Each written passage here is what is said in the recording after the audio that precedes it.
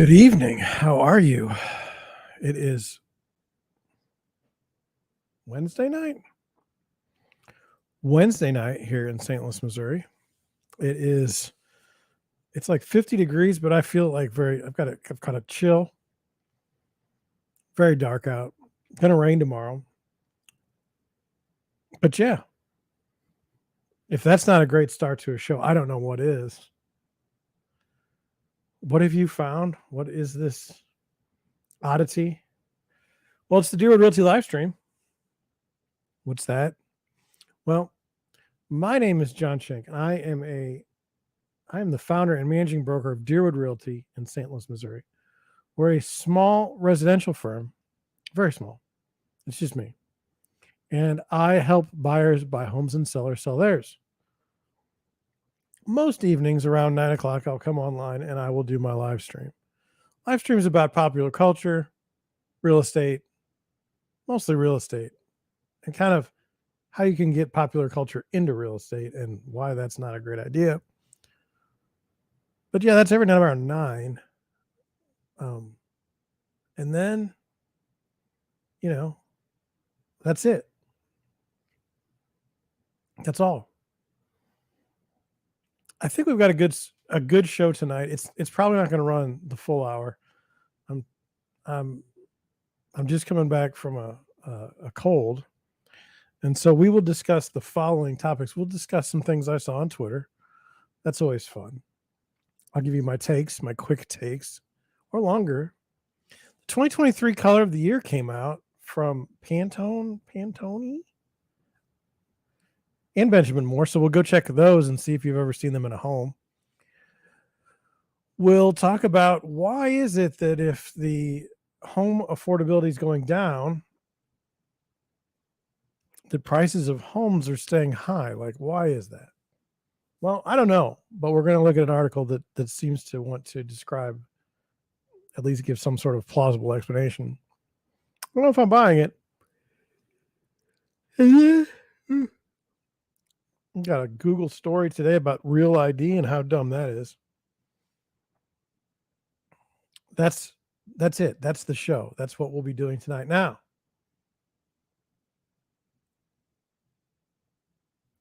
since you are my audience, you should know some things. Number one, I apologize. I was not feeling well this weekend, and I was not feeling well Monday and Tuesday. I just didn't feel good. I'm working on this silly floor in the basement, but Saturday I wasn't feeling great. Sunday I was feeling less great than I was Saturday. Monday, really bad. Tuesday, not great. Today, all right. I'm a little under the weather. Symptoms, stomach was not in good shape.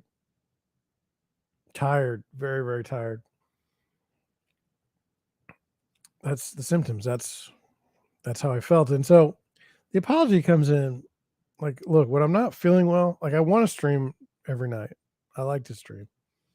But if I can't do the research, say something's going on where I just can't get the research done in time, or I don't feel well, like I owe it to you as an audience to at least tell you ahead of time.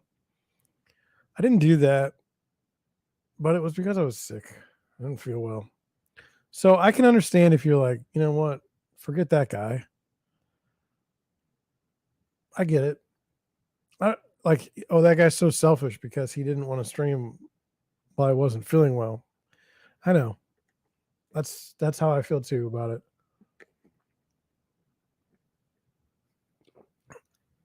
But look, I'm here now. We can still be friends.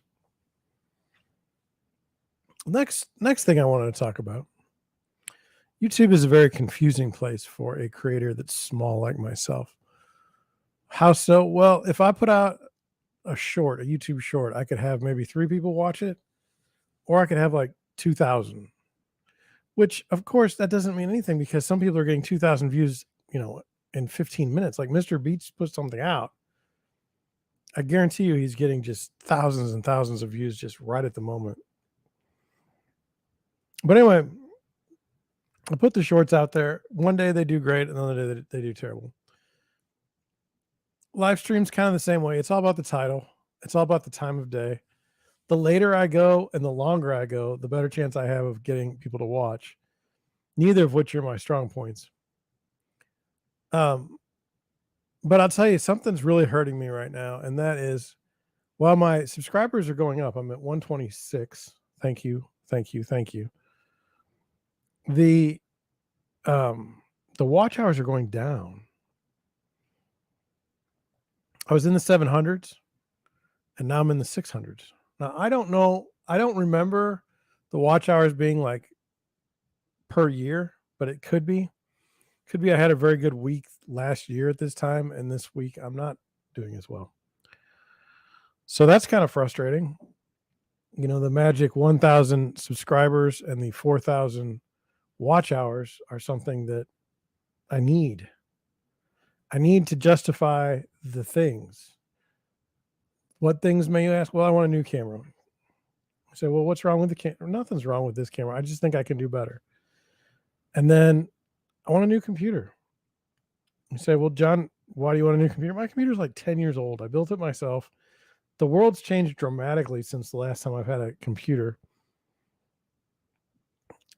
If I got either one of those two things, would more people watch my live stream? Maybe not. I think presentation's important. I really do. And I feel like if I had been monetized and over time, I would be able to get better equipment and bring you a better show. As it is, I can't do either of those, and I'm losing hours. Now, do I think YouTube is against me? Do I think that they've found me at headquarters and said, that guy's not going to get monetized? No. You got to understand, like, there's thousands, maybe hundreds of thousands, maybe millions of kids. I can't stay awake. Millions of channels out there that are started and don't go well. So, no, I don't think YouTube's against me. I do get concerned when I see my hours get cut, though. Like when I'm in the 7s and you cut it into the 6s. That's not very cool. I wouldn't go out of my way to kick YouTube, although, like I've said for the longest time, I'm afraid to do most things on YouTube because I'm afraid of getting kicked off the platform. It seems like those who are best able to straddle the line between staying on YouTube and being suspended do the best. It's like their reward. It's just not who I am. So anyway, that's your update for YouTube.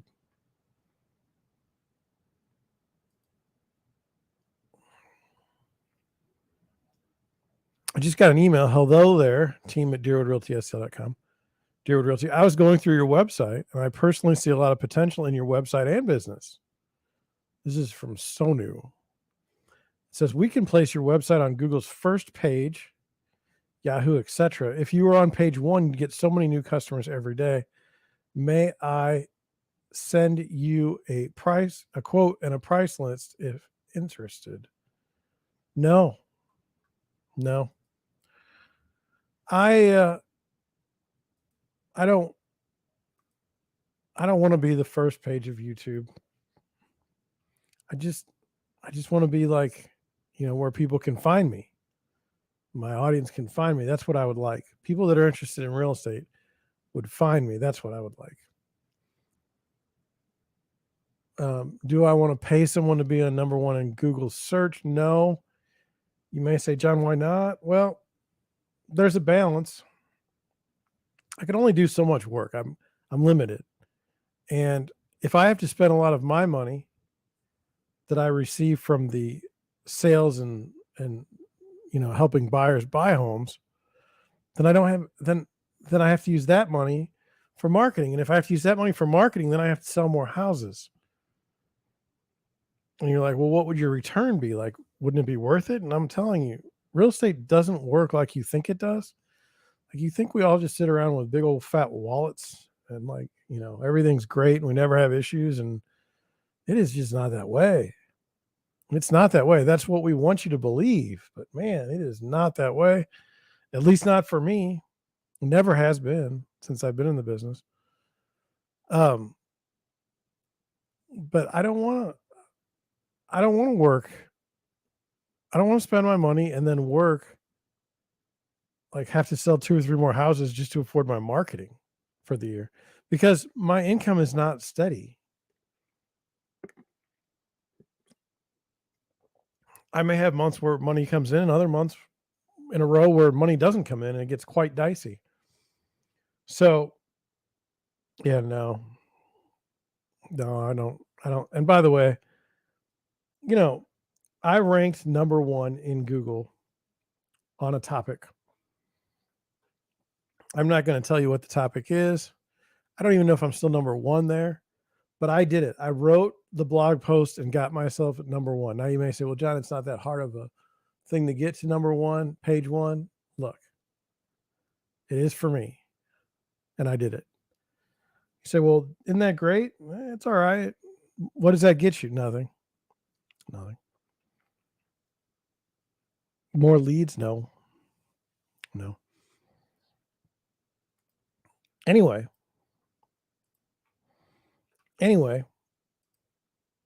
So I don't think that person's going to be able to. I don't even care if they did put my name first on Google. What good does that do me?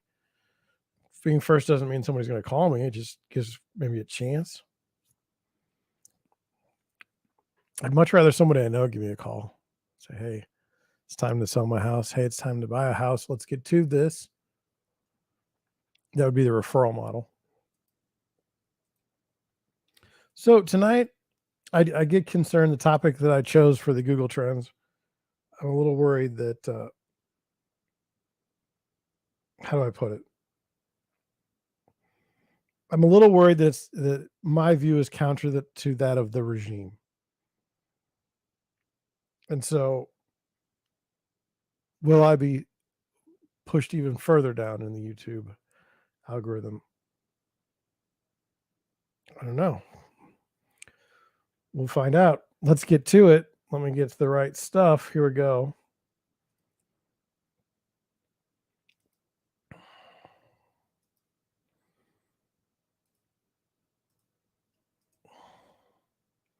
Did you see this in the news?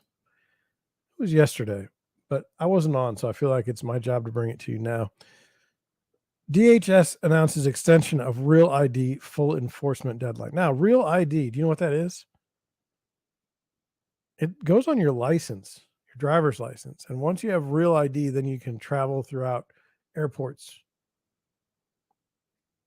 So how's that different than a driver's license by itself? Well, it's supposed to have better security. For who? I don't know. But let's go through the article and just kind of, this is why I hate the government.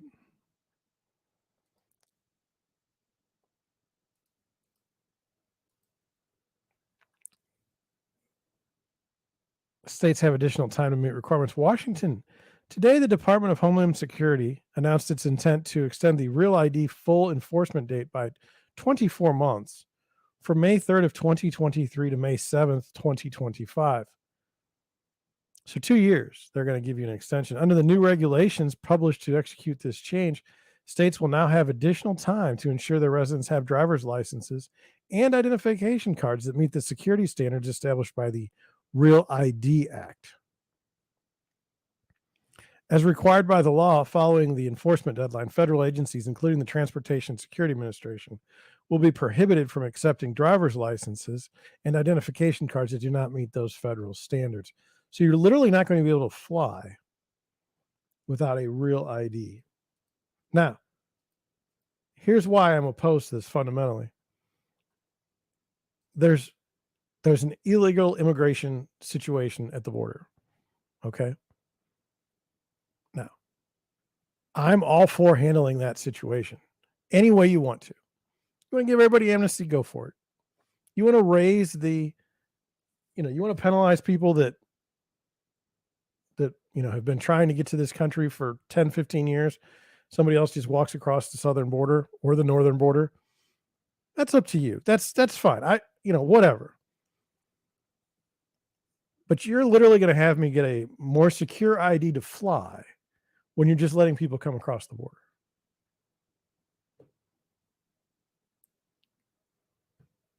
Why do you punish the citizens? It makes no sense. I can understand if you want to punish people that break the law, but the citizenry puts up with so much garbage. And this is one of those cases. If it was so important, we'll get to it, but if it was so important, this came about in 2005. It's what is that? I can't even do the time. 2005, 2025 will be 20 years for them to get something forward. If it was that big of an emergency, you'd think they would have moved a little faster, eh? It says DHS continues to work closely with U.S. states, the District of Columbia, and U.S. territories to meet Real ID requirements.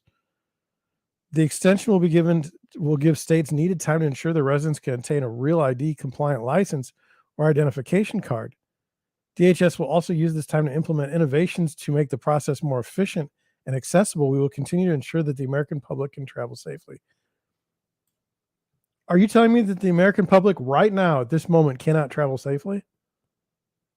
And if that's the case, then what the hell have we been doing? This is gobbledygook. This is dumb.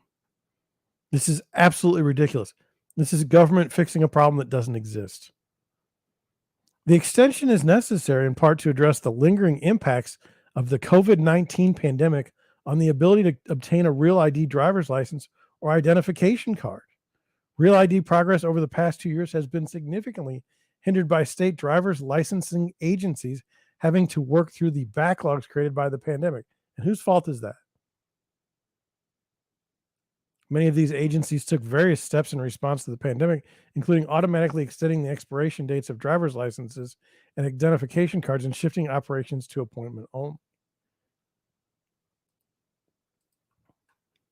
Had 20 years, almost 20 years to figure this out. Passed by Congress in 2005 following a 9/11 Commission recommendation. 9/11. That was in 2001. Like, this is ridiculous. The Real ID establishes minimum security standard for state issues driver's licenses and identification cards. You literally already have a passport. Make people have a passport when they go flying. Why don't you? Why is this? Why do we have to have two IDs? Security standards include incorporating anti-counterfeiting technology, preventing insider fraud. Insider fraud? Insider fraud. Who are these insiders that are committing fraud, and why are we being punished for it? And using documentary evidence and record checks to ensure a person is who they claim to be. That's the whole point of a driver's license. It's the whole point of an ID. It's literally 2022 and we haven't figured this out. Under the new regulations beginning May 7th, 2025, every traveler 18 years of age or older will need a Real ID compliant driver's license or identification card, state-issued enhanced driver's license, or another TSA acceptable form of identification at airport security checkpoints for domestic air travel.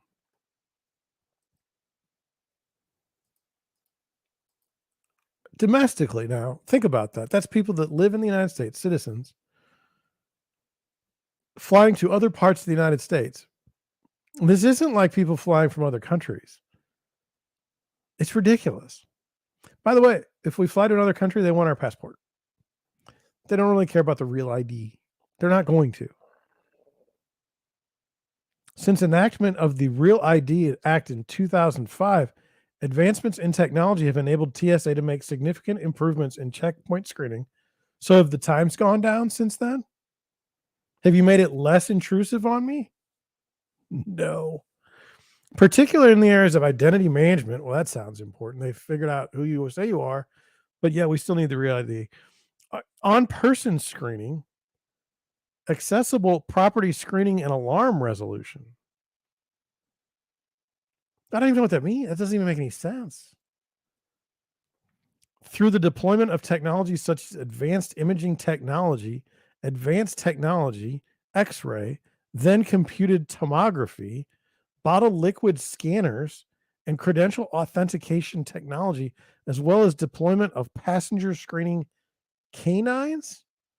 They've come out with dogs, like they've trained dogs better. And the rollout of the TSA pre-check, which is trademarked, don't dare use it. TSA has continually advanced its security capabilities. Yet when we go to the airport, you still stand in a stupid line. You still have to take off your shoes. Still can't wear a coat.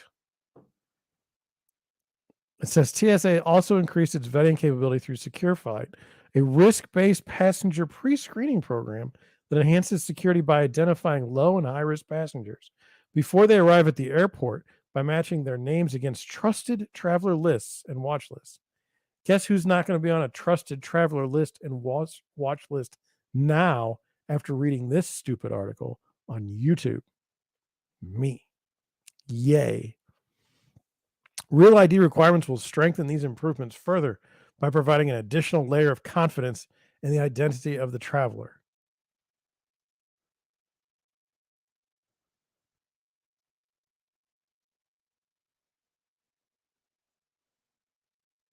It says all 50 U.S. states, the District of Columbia, and 4 of 5 U.S. territories covered by the Real ID Act and related regulations are issuing Real ID compliant driver's license and identification cards. Okay, so which territory has said, you know what? We don't care. These standards have significantly improved the reliability and accuracy of state issued driver's licenses and identification cards. Really? This is the biggest problem to America today. Their driver's license aren't secure.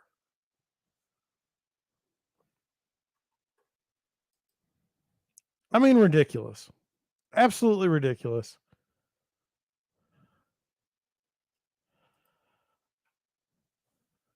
Absolutely ridiculous.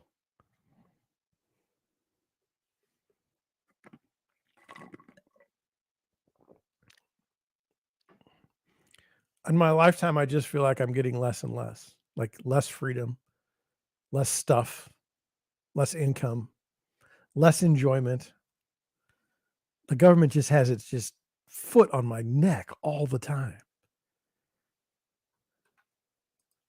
I hate it. I hate it.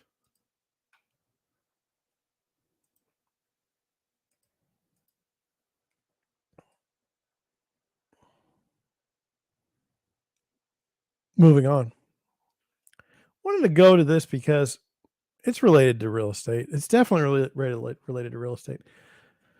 I don't know how to say the word. The Pantone color of the year in 2023 is a fun and fearless hue. Now, you will never hear me say anything about a fun and fearless hue. Like I'd never say such a thing. Doesn't make any sense. It says paint, nail polish, and clothing color. This versatile hue always looks gorgeous. Well, I don't know. I'll take your word for it. It says the Pantone. If it's Pantone, so be it. I don't care. I'm going with Pantone. All right. Does that make me an idiot? Okay. Doesn't really bother me. It says is more than just a trend-setting hue that will soon pop up in stores, be worn on the runway, and get brushed on the walls of our homes. It's a cultural litmus test that measures the moment we're in. When selecting the Pantone color of the year 2023, Viva Magenta 181750, an exuberant shade of crimson red, the color experts not only evaluated the design world, but also the spirit of our time. They wrote it. Someone, a color expert, which I don't know where you got to go to school for that, has evaluated the design world and the spirit of our time, and they've decided it's the Viva Magenta 181750. The termination, it had to be a courageous color that reflects inner strength, strong and spirited. Viva Magenta landed the role. It's literally crimson, kind of like a rose. Like, it's not a new color. Like, it's not the first time I've seen it. It says once the Pantone, we're going with again, this decided on the feeling they wanted the chosen color to evoke. I mean, you could be a contrarian. You could say that looks like blood. Is that what you want to evoke? Is blood? Whose blood? Is this about war? The selection of Viva Magenta was easy. Oh, easy. There's so many colors and you picked crimson. I don't think we've ever had such a time when we had a big controversy.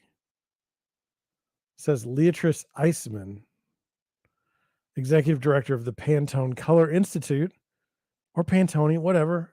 I don't know. I should have looked it up. I'm sorry. We're all very much on the same page. Well, thank God. Can you imagine people arguing over red and blue? Maybe somebody puts a green in there. Someone maybe has a black, a white. I mean, God forbid you not be on the same page on colors. I mean, there's a whole color institute. The psychology behind the color comes first. Seriously. The psychology of the color comes first. And after extensive research, including inspiration pulled from art exhibits, travel, fashion shows, even TikTok videos, the color is chosen. This isn't a joke. Like, I know you think that this is funny. Okay. I know you think that there can't possibly be a executive director of a color institute. Okay. I know that that's what you're thinking, but there is. I probably went to school for it many years, studied many colors.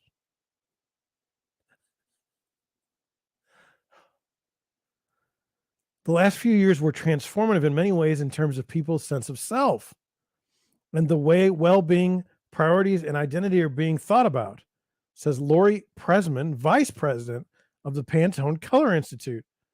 Inspired by the red hue of Chanel, a natural dye derived from the cochineal bug, the vivid hue is rooted in the primordial. Eisman explains, yet it's also a modern color that can be used in bold new ways, from an unexpected eyeshadow to an attention-grabbing accent wall. To emphasize how futuristic the color can be, Pantone worked with designers from Huge to create AI-generated art with Midjourney. The resulting design is now the hero image for the 2023 Pantone Color of the Year, pictured above. Sci-fi elements combined with a tree bark-inspired texture to produce an unusual image that's at once surreal and naturalistic. Let's go look at that. Huh.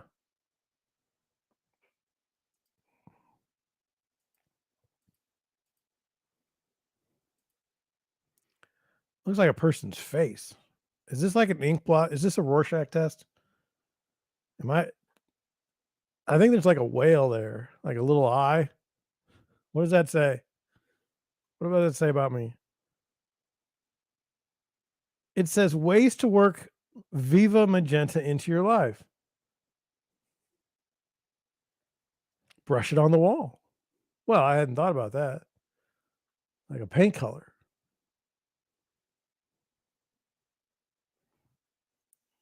Crimson, magenta. Like, I'm going to get something for you, and you're going to be amazed. Just a second.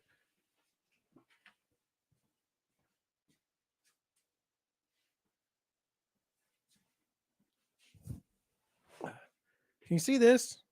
I don't want to spill it. This is for my copy machine.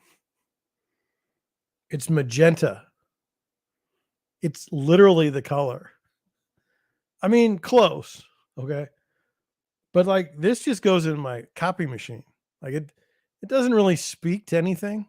Oh, I don't mean to be so far away from like it doesn't really speak to anything. It's just literally, again, it's a color, and there's a blue and there's a yellow, and they combine to make other colors. So like if next year is cyan, I'm on to you guys. Seriously, I'm on to you.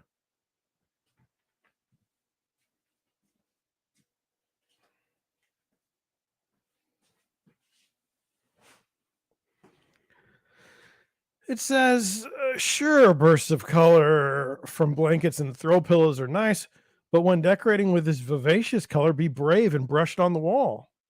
The color experts at Pantone recommend using it in a hallway or an entryway. These liminal spaces allow you to enjoy the color every day, but because you don't spend too much time in these areas, the color never feels overwhelming. Can you imagine putting a color in your house that you despise so much that you put it somewhere so that you can't look at it all the time because it would make you irritable? I have to look up the word liminal. I don't know what that means.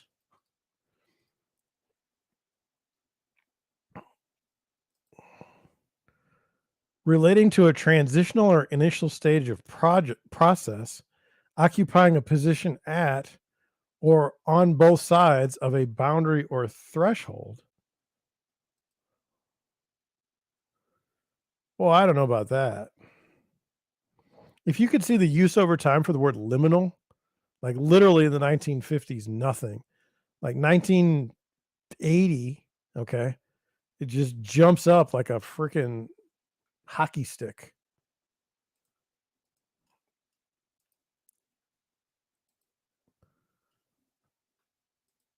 But because I mean, that's just crazy. And they'll, oh, paint your nails.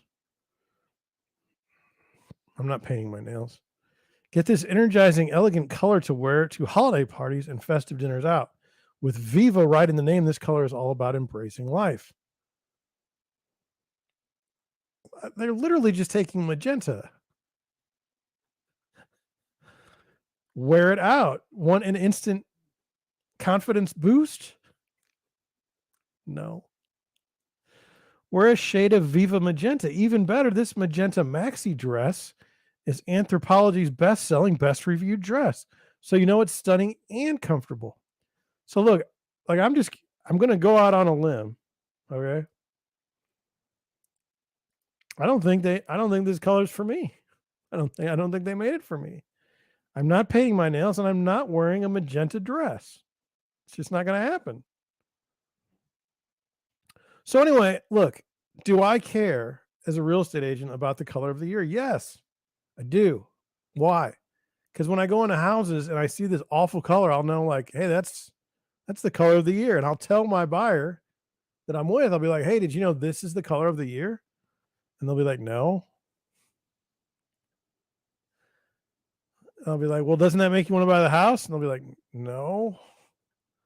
No, we're going to paint this house from top to bottom the minute we move in. Like a couple of years ago, it was white. Like that was the color of the year. All right, so here we've got this, the Pantone color of the year. Fun and fearless hue. Looks like magenta to me, same as my copy machine. But you know what?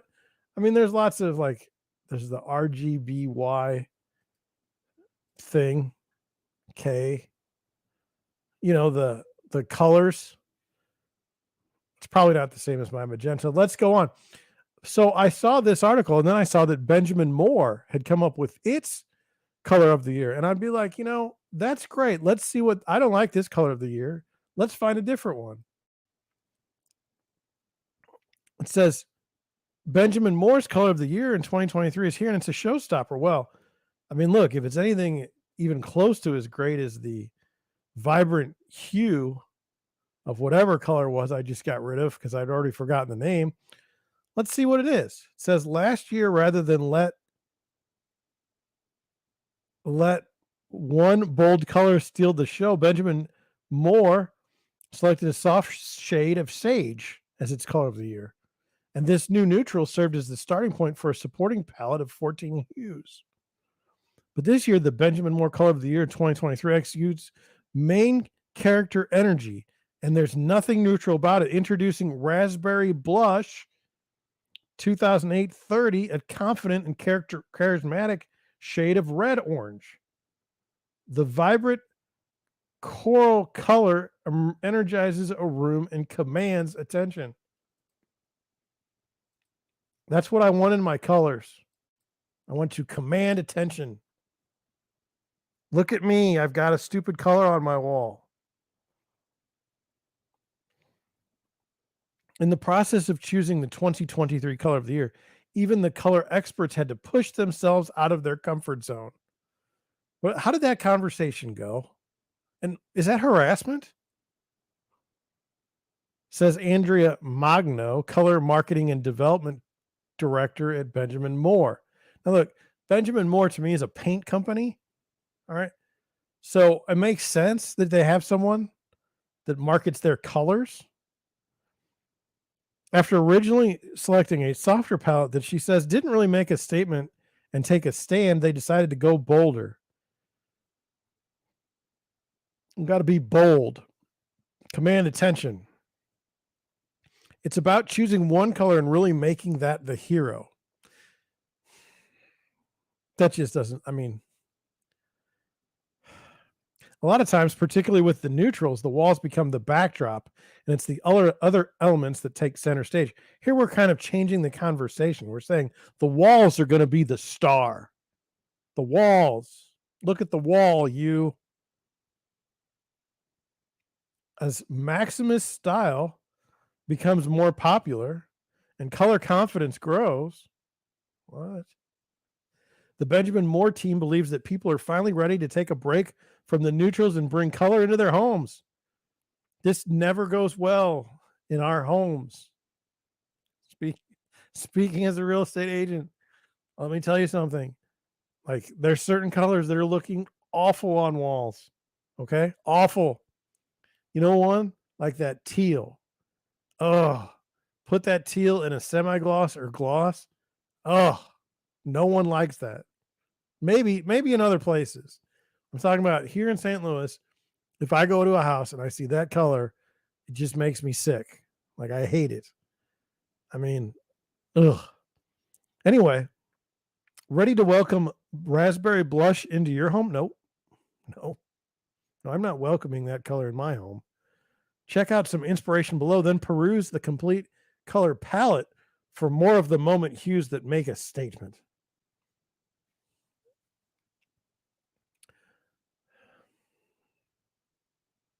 How do these people talk to their kids? Like,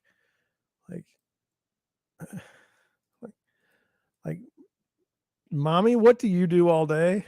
Well, I literally choose colors. Like, you choose colors? So do you make them? No. They're already made. No, I just pick them. That takes all year? Yes, I get paid a salary to pick colors. Like, that's what I do. Well, how do you get that job? Well, you go to school for many, many years. And then you have experience in the field of choosing colors.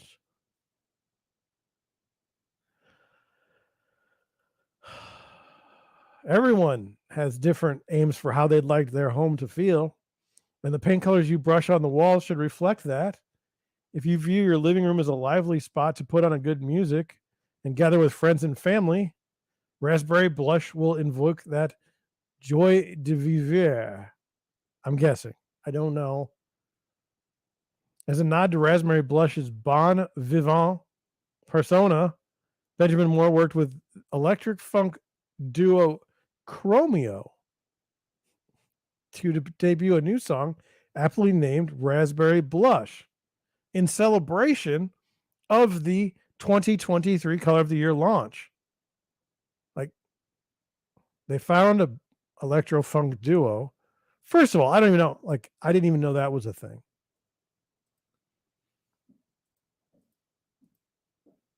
And now they're like, hey, here's like $100. Write us a song. Like, they went to Fiverr. They're like, hey, design a song for our color. And they couldn't find anybody. And then this guy's like, $5 isn't enough, because this is a really hard color to determine the color, the song for. I said, well, would you do it for $100? Well, maybe. Wow. The brand also curated 8 Spotify playlists that embody the spirit of each color in the 2023 Color Trends palette. Our recommendation: grab a paintbrush, put on a playlist, and you're ready for a painting party.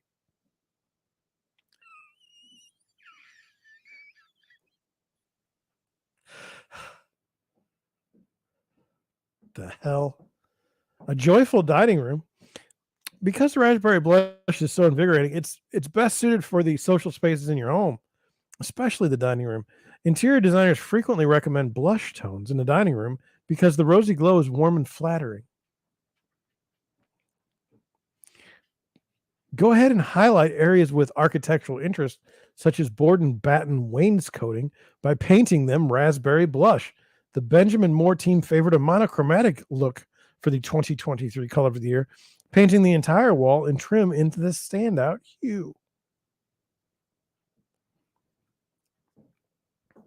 Raspberry blush may be the main character, but the Benjamin Moore team provides an all-star supporting class with the Color Trends 2023, a complex palette of 8 colors. They're approachable colors. I like to be able to approach my colors. You know, I don't want them to be fearful of me as I approach them. But they have a strong presence about them. Oh. For those who gravitate towards raspberry blush's warmth but prefer a more subtle shade, consider conch shell. And for those of you who want a room that wows but favor the opposite of the color wheel, Starry Night Blue has you covered. Ooh. Ooh. As you may have already noticed in fashion, brown is making a comeback. And the Color Trends palette offers 2 options: cinnamon, a spiced reddish brown, and wenge, a deep chocolate color. No matter which hue calls your name, go ahead and paint the entire wall so these colors can get all the attention. Let me show you something here. I got something here.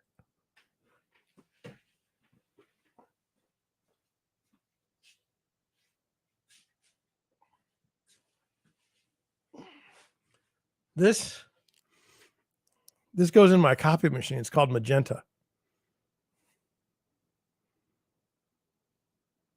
Like, it really looks like raspberry blush. I'm starting to think that maybe these people just haven't been out of the office, or they got desperate and just looked in their copy machine for a color of the year. Because this is 2 companies now that have chosen magenta as their color of the year. Here it is. You say, well, that's not the same color. It's pretty darn close on my screen.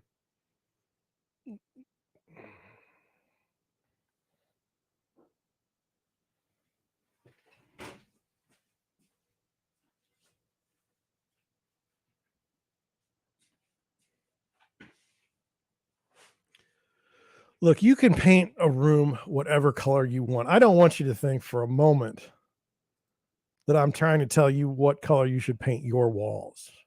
Okay? That teal color is awful. I'm just telling you, like, it's really, I mean, no matter what shade, it doesn't work. There was that movie, The Little Mermaid, for a while, and it popularized that color even more. It's bad. And you say, well, John, like, don't you care about colors? Yeah, of course I do.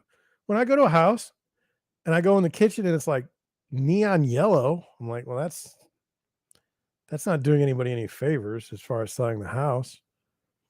You know, you'd be surprised how many people screw up paint, like walls. I mean, do you know how many houses I look at where the walls are just terrible? Here's one, like a gloss finish on a wall that has all kinds of like holes in it from, stereos and wiring and mud, taping it poorly. I don't know what, like, I don't know what that's about. Even some colors of like pink, not in like look, no one's gonna ever complain like you have a boys' room and a girls' room and they got it nice color pink and one in blue. No one's ever gonna come at you for that. But man, you put some of this stuff on the walls and people are gonna be like, I don't like this. I just want to be away from this. So there you go.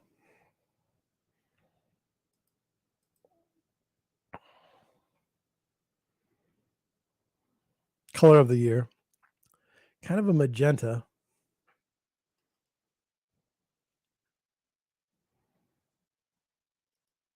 Try it at your own risk.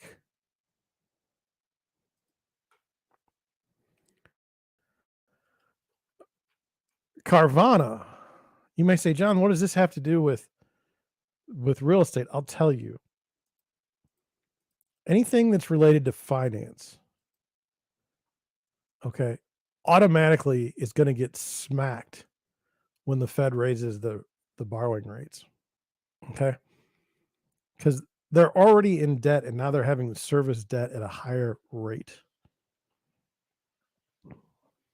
Like, you keep the rates low, you create businesses like Carvana.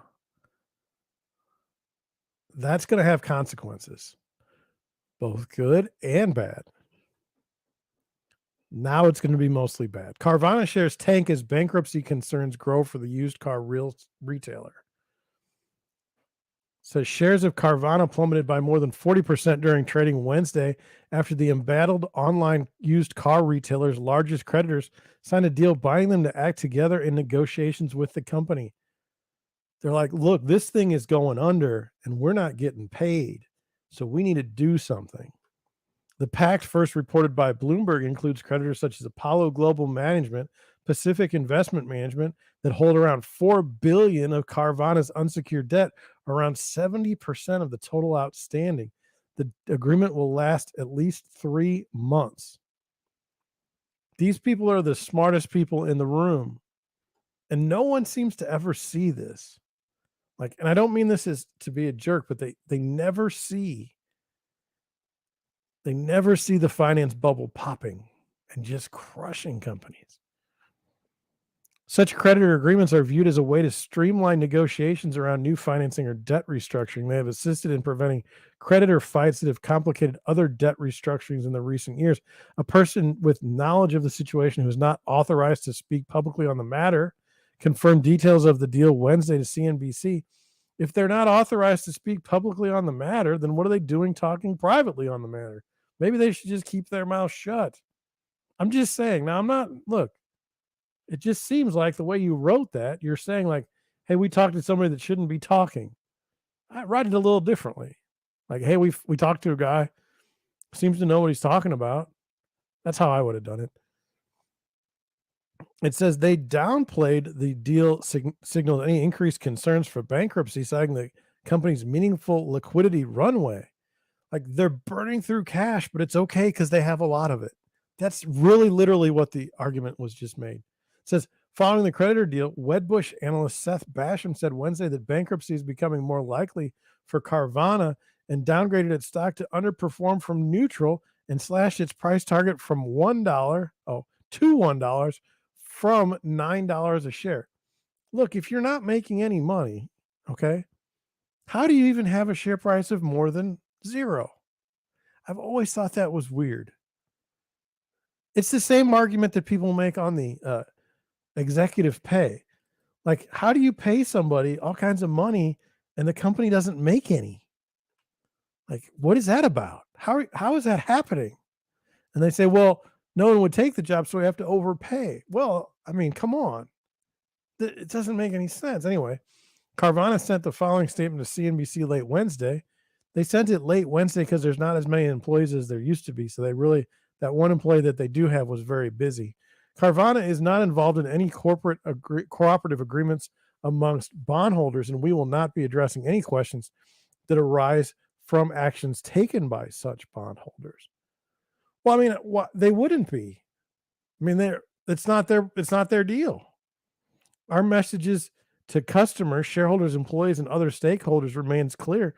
We're singularly focused on executing the plan to profitability outlined in our Q3 shareholder letter, and we have substantial liquidity to get us there. In no way does today's news change that strategy.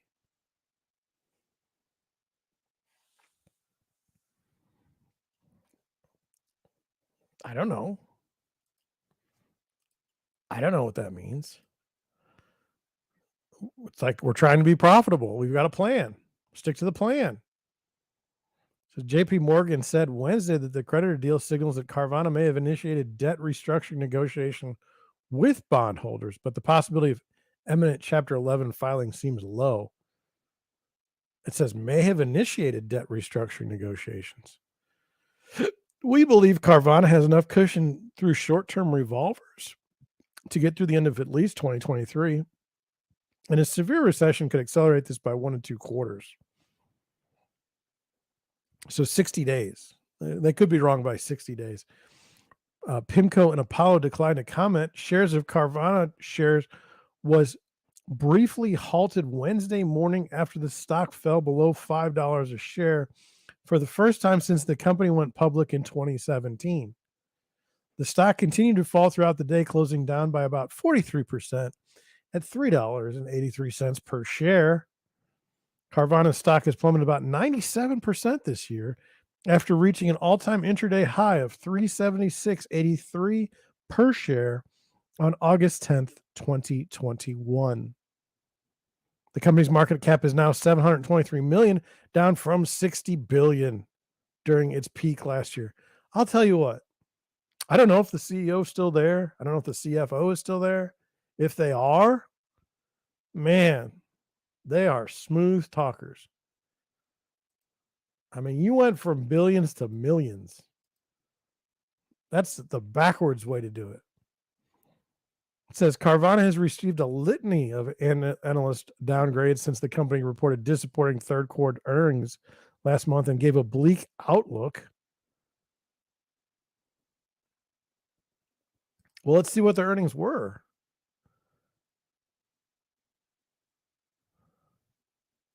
Shares of Carvana stock cratered. Share to stocks fell. Morgan Stanley pricing by really.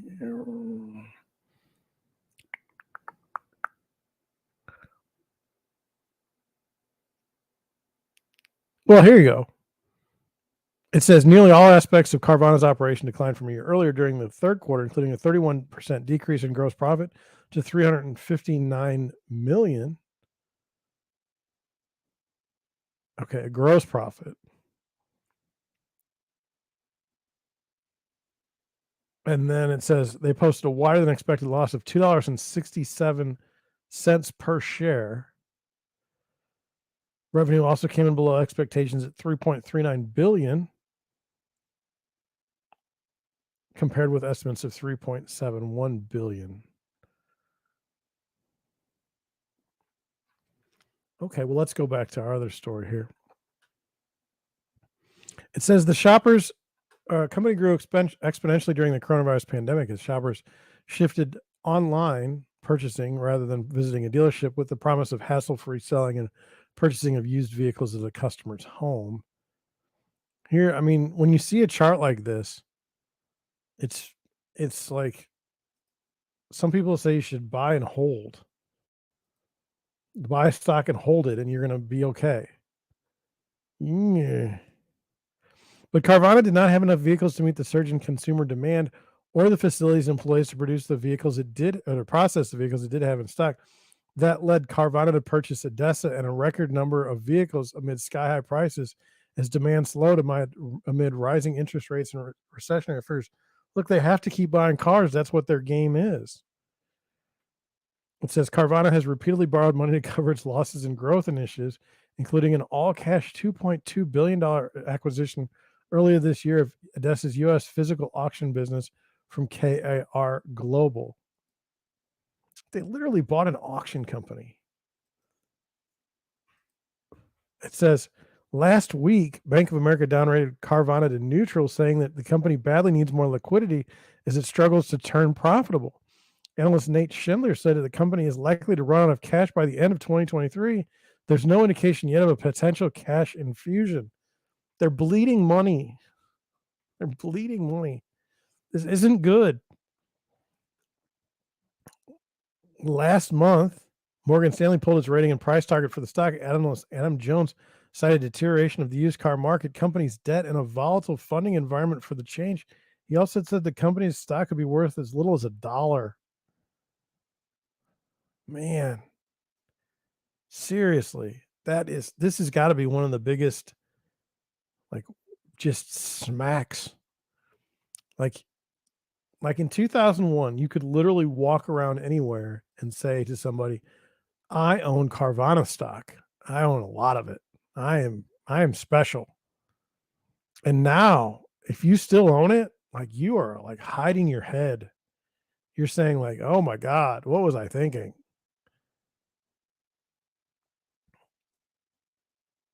I mean, and to be fair, it just took like a 50% cut overnight.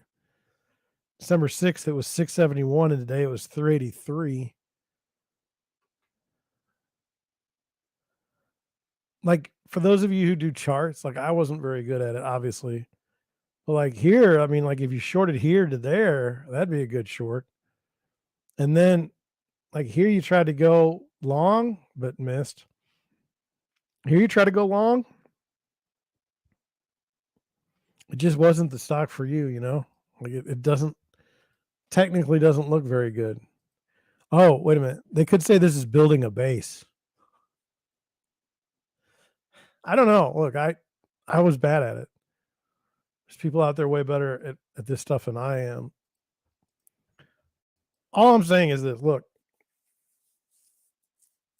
everything dependent on financing is going to have a tough time with high interest rate environments. I mean, housing is going to get whacked. It's already getting whacked. I'm not happy about that. Okay. I would say this the voters in America have had what, two opportunities to say they don't like the direction of the country, and they have chosen that they don't mind it. Everything's fine. Everything's fine. It makes you wonder. It makes me wonder. I mean, I don't look, I don't think the Republicans offered anything that was of value. There's nothing you could hang your hat on. Yay, more war in Ukraine. Yay. I mean, that doesn't seem to be something that a lot of Americans are, rallying around.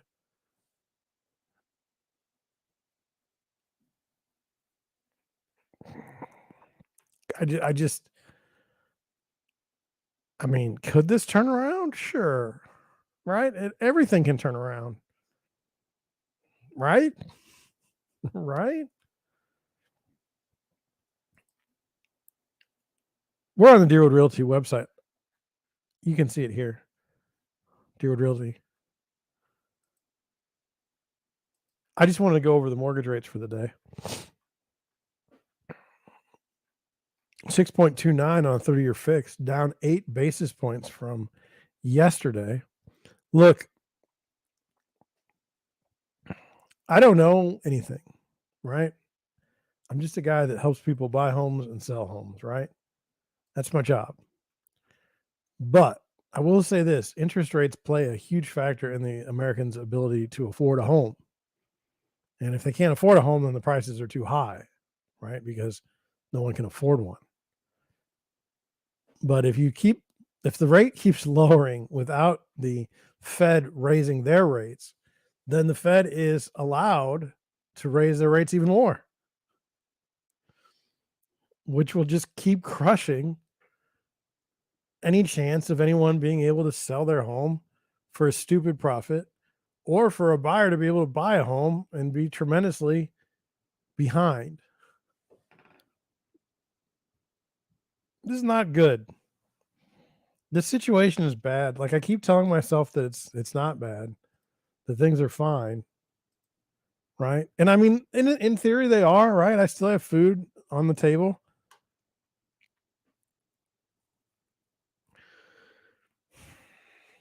I've built up sufficient cash positions to weather economic storms.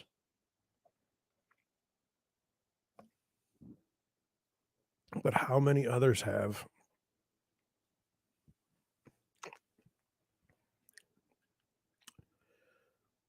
Let's go to some tweets. I like tweets. You like tweets. Kara Mason, she is a Philadelphia real estate agent. I respect what she writes. She says negative equity is at historic lows, but homeowners who purchase near the tail end of the housing boom, make up 60% of the underwater borrowers. Homeowners who purchased at the beginning of the boom are enjoying a nice equity cushion and are generally in great shape.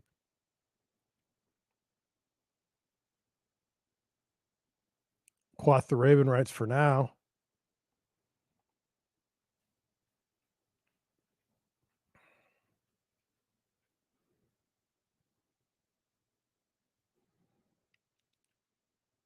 A lot of people say for now. I think for now. I think that's a perfect.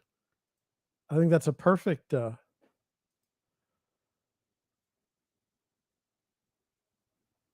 think that's perfect. Yes. You say, John, did you help buyers buy homes at the tail end of the housing boom? Yes. Do you feel any guilt for that? No. I told my buyers, I was like, hey, you might be in a situation where the market goes down. I told them. Most of them were like, dude, I got to get a house. What do you want me to do? I was like, I understand. I get it. I get it. So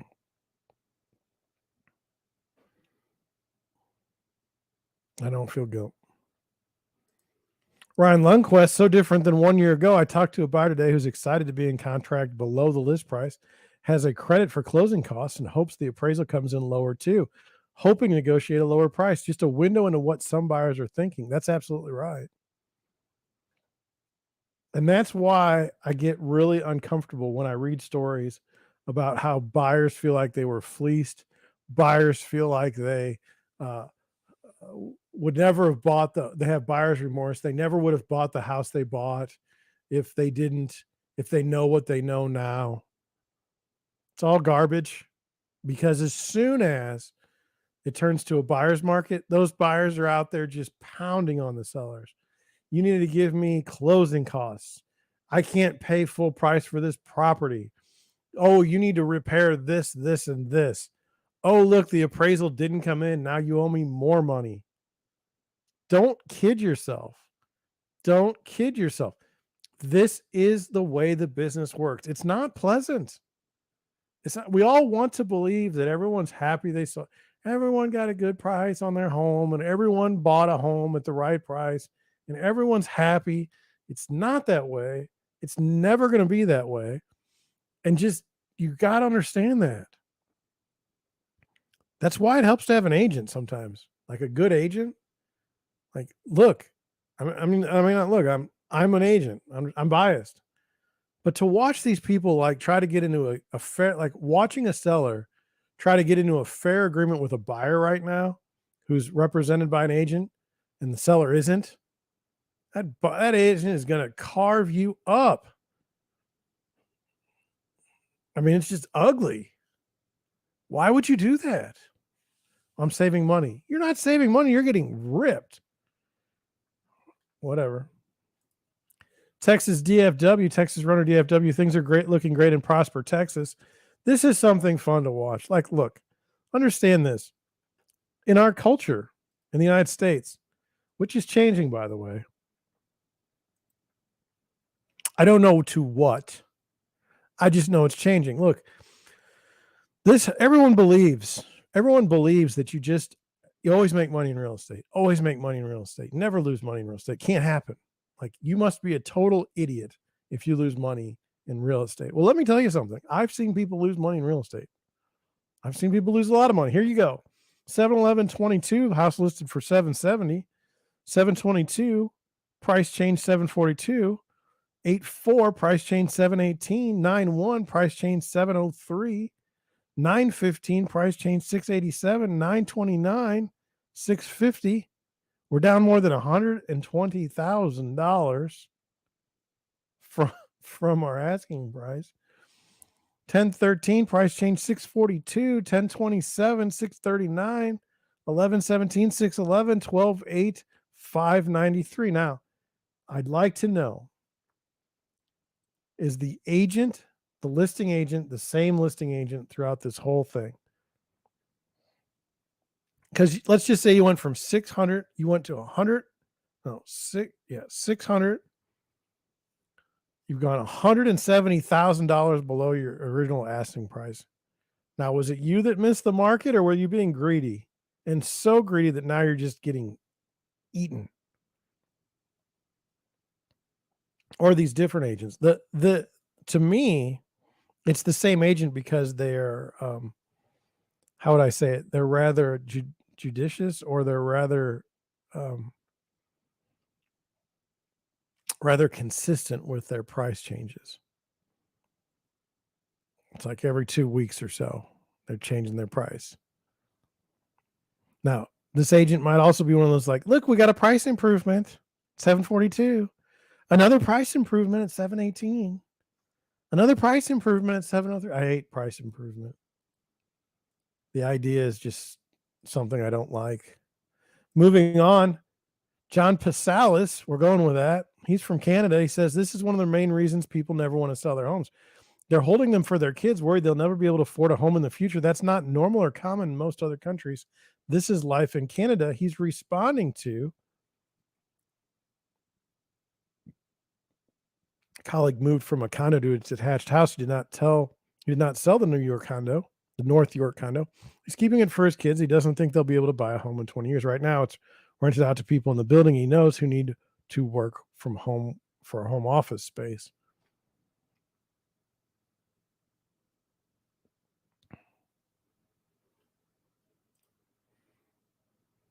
That's in Canada. Has that happened in the United States? I don't know. I honestly don't think about keeping my house so my kids can have one to live in because I'm still going to be alive. That's the plan. I don't wish anything. I don't wish them any ill, though. Obviously, I mean, God, when I was growing up, if you made like 60 grand, you were rocking it, and if you were making six figures, you were just, I mean, unstoppable. Wages have gone up, compensation has gone up. It's one of the main differences in like the way I thought before and the way I think now. I thought we'd see much more wage stagnation than we have in the United States. I've been kind of surprised that it's been able to rise, although it's not rising as high as at the same rate of inflation or higher. It has grown.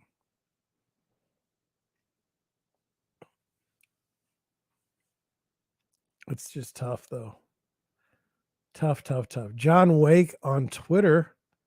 When the value of their house increases to 100,000, people feel positive emotion. When it falls 100,000, the negative emotion people feel is twice as strong as the positive emotion they felt. I saw this.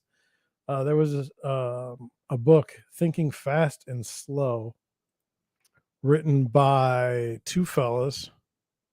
One of them had died by the time the book was popular. This is a very fascinating book. Thinking Fast and Slow is the name of it. I don't remember the title. I'll look it up because why not? I'm trying to help.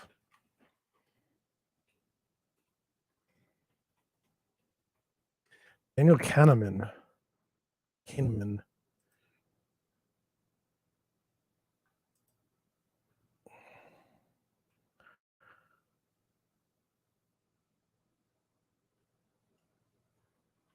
That's where I learned it.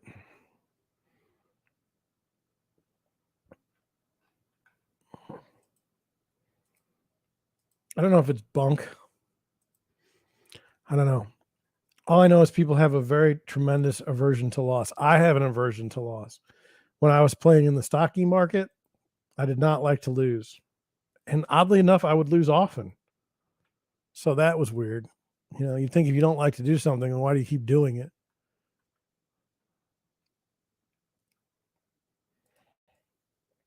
Housing bubble disrespect for people forget how fast homes appreciated in the value in the last 3 years. There's a lot of equity out there to cushion falling prices for now.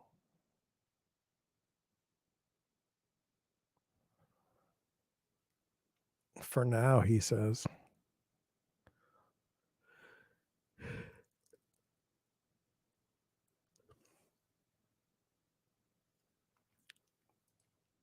The question is to me, look, If they went up that fast, can they go down that fast? You bet. Darth Powell, can anyone show me the chart where Keith still knows real estate better than anyone? So I think Keith is a big investor. Keith Raboy is a big investor in Open Door Technologies. They're the company that knows real estate. Like they're going to use AI to come up with numbers to buy houses for more than people can sell them for to like the regular public. And then now they've paid more for the house. They're going to sell it for even more by changing the pictures and forcing agents to call through a call center to schedule an appointment versus just literally putting it on the showing time. What is this though, guys? Like I've talked about this. This is Carvana. This is the Carvana in real estate. Hugely levered company on cheap dollars, able to go and buy a tremendous amount of assets, similar to Carvana. And then when the cheap money dries out, like these companies have nothing.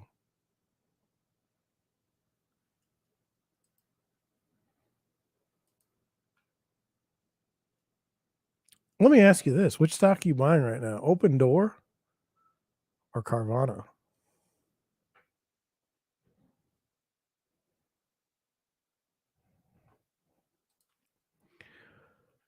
Finally, the last article. I didn't read it. I'm reading it along with you. I want to experience this with you. It says mortgage rates dip further, so why are home prices still so high? The sticky problem explained. Yeah, so this is something that I feel like I've noticed in my business. House prices are still high relative to affordability. Now that the mortgage rates are going down, it's like the prices have not gone down yet. It's very odd. With Thanksgiving behind us oh wow, Thanksgiving is already behind us. Well, that's sad. I streamed on Thanksgiving. With Thanksgiving behind us and much Christmas merriment ahead, one might presume that home shoppers will have shelved their house hunt until the new year. But no, the housing market is as hopping as ever and even full of surprises of late. Housing data in the week indicates that includes the Thanksgiving holiday, shows that the housing market continues to evolve, but not always as expected.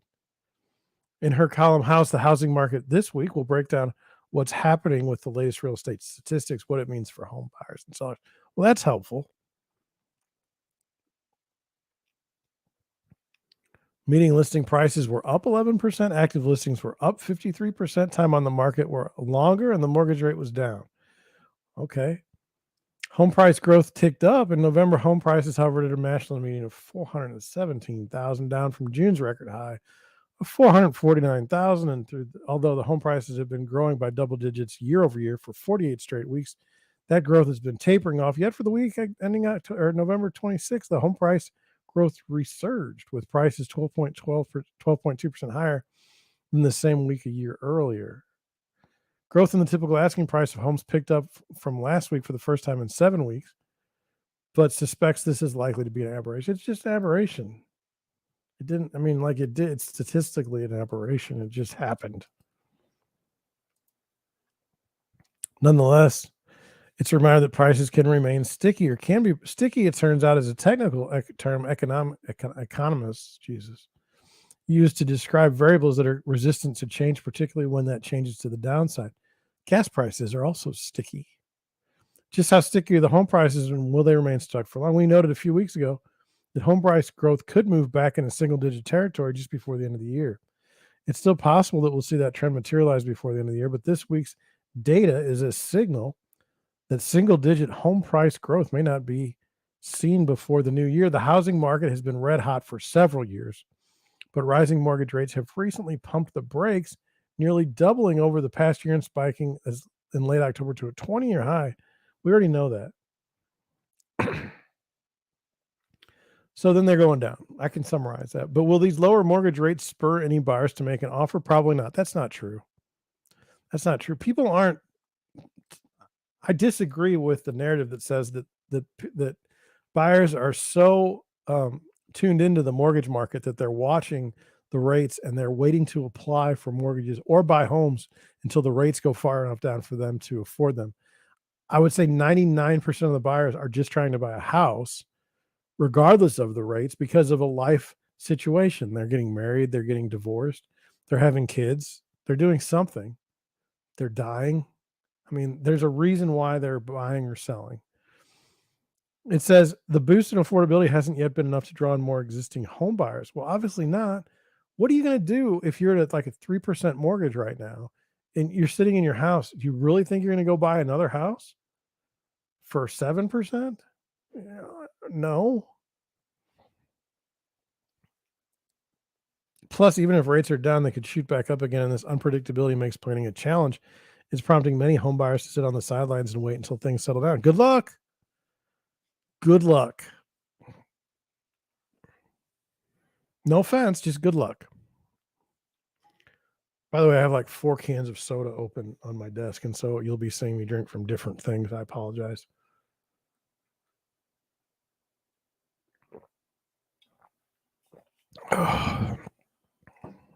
It says listings continue to rise. The number of homes that buyers have to peruse continues to grow ever larger, increasing an astounding 53% above 1 year ago for the week ending November 26th. Yet many home shoppers will find that pool simply contains the same stale listings. It does.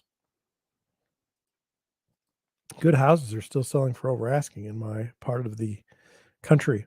Sure, many sellers were on vacation last week and likely not thinking of listing their homes during a long holiday weekend, yet the issue of rising active listings runs deeper than that. New listings also plunged 17% for the week ending November 26th compared to last year. See, that's not good. This market drops marks a grim milestone for buyers. It's the 21st consecutive week of year-over-year declines in homeowners listing their homes. See, there's not a lot of inventory out there. Even 53% above a year ago isn't a lot of inventory. That's how bad the inventory crisis is. While conditions remain favorable for sellers with home prices high and homes still selling relatively quickly, the affordability strain for buyers is weighing on seller confidence. What's a frustrated buyer to do? Some are looking new construction. Yeesh. I could see buying a new built spec home, but I could not see buying a home, putting an offer in on a home now that will not be built for 9 months. I mean, no way. What increased days on market means for buyers and sellers? Well, it means that the property is going to be costing less.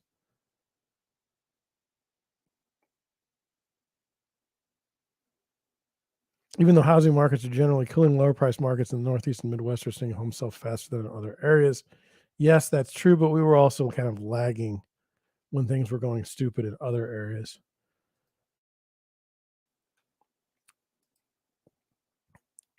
I'm just intrigued if something's going to happen. Look, show's over.